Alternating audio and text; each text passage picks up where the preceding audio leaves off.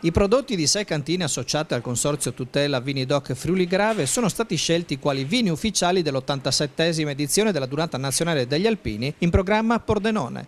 Rossi, bianchi e spumanti di questa zona della regione saranno gli unici utilizzati in occasione di alcuni dei più importanti appuntamenti inseriti nel calendario della 3 giorni di raduno delle penne nere. Il presidente del Consorzio DOC Friuli Grave, Pietro Biscontin. L'idea nasce soprattutto per presentare tutti i vini della nostra zona delle Grave a una popolazione che poi diventerà ambasciatrice quantomeno in giro per l'Italia, se non nel mondo. E logicamente un'occasione del genere non potevamo perderla. La visibilità per i vini partner della Donata sarà di alto livello grazie alla presenza di ospiti nazionali ed internazionali che parteciperanno all'evento. Le bottiglie verranno stappate in 4 occasioni al cospetto di oltre 2500 persone. Il primo assaggio si terrà al termine della conferenza stampa di presentazione della Donata giovedì 10 aprile alle 10:45 in municipio. 2 invece gli appuntamenti con le 6 cantine del Consorzio per sabato 10 maggio. Al Teatro Verdi verranno serviti 600 coperti durante il ricevimento delle delegazioni estere degli Alpini, mentre alle 20 all'Auditorium Concordia a compiere il brindisi saranno 500 autorità civili, militari e religiose, nonché i presidenti di tutte le sezioni alpine d'Italia. Domenica, infine, in occasione della sfilata in Piazza del Popolo dietro la tribuna d'onore, si terrà il catering ufficiale dove potranno accedere 1500 persone nell'arco dell'intera giornata. A loro sarà servito come vino esclusivamente quello con il marchio del raduno nazionale. La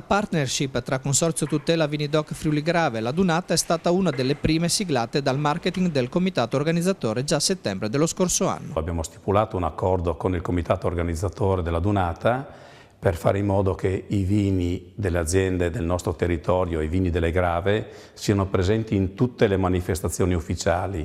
Tutte le aziende che partecipano a questo progetto possono già utilizzare e fregiarsi del logo ufficiale della Donata. Saranno solo queste le aziende che potranno utilizzare questo logo. Saranno presenti i vini dell'azienda Cabert, dell'azienda Cantina di Rauscedo, dell'azienda De Lorenzi, i Magredi, i vini La Delizia e Pittars, Cantina di San Martino.